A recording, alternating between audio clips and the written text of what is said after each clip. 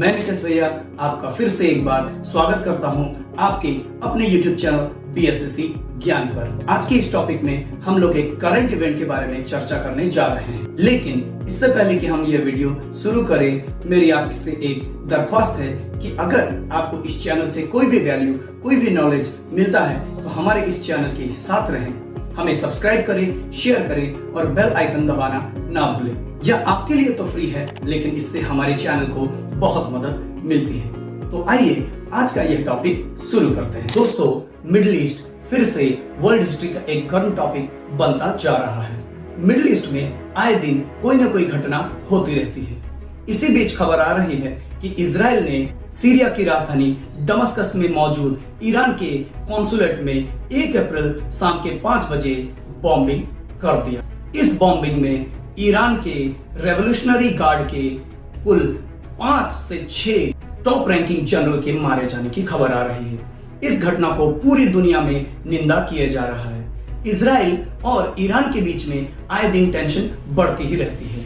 दोनों ही देश एक दूसरे के कट्टर दुश्मन माने जाते हैं। इजराइल ईरान के मिलिट्री पावर को कम करने के लिए आए दिन उसके जनरल्स और उसके मिलिट्री इंस्टॉलेशन पर बॉम्बिंग करता रहता है।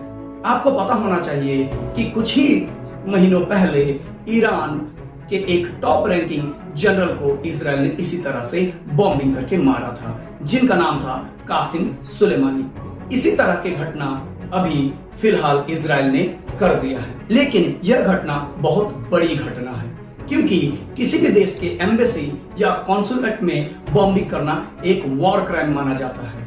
क्योंकि एम्बेसी चाहे किसी भी देश में हो, वो एम्बेसी उस देश का क्षेत्र माना जाता है, यानी उस देश में बॉम्बिंग करना सीधे उस देश पर हमला करना माना जाता है। तो भले ही इजराइल ने सीरिया के दमस्कस में ईरान के कॉन्सुलेट या एम्बेसी पर हमला किया है, लेकिन यूएन के चार्टर के हिसाब से यह ईरान पर डायरेक्ट हमला माना जाएगा। दुनिया के लगभग सभी देशों ने इस हमले का निंदा किया है।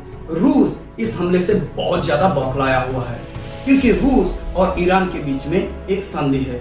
दोनों ही एक दूसरे के मित्र देश माने जाते हैं। जंग में हमेशा ये दोनों देश एक दूसरे के साथ खड़े रहते हैं। आपको पता होगा, रूस और यूक्रेन युद्ध में भी ईरान ने रूस का साथ देते हुए उसे कई ड्रोन्स और हथियार सप्लाई किया था।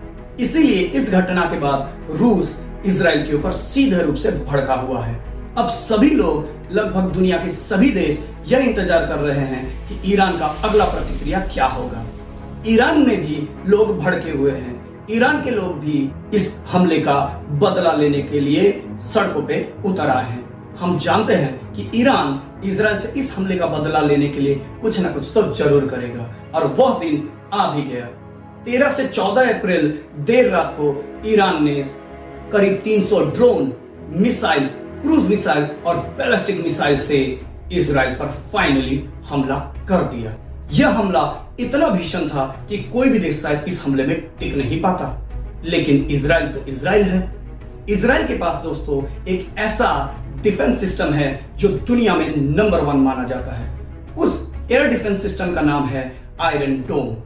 आपको यह बात जाननी होगी कि इजराइल के पास दुनिया का सबसे बेस्ट आयरन डोम नाम का एक एयर डिफेंस सिस्टम मौजूद है। ईरान द्वारा किए गए 300 ड्रोन और मिसाइल हमलों को इजराइल के इस आयरन डोम एयर डिफेंस सिस्टम ने हवा में ही इंटरसेप्ट कर लिया। इजराइल का दावा है कि उसने 99% इन मिसाइल और ड्रोन को हवा में ही खत्म कर दिया।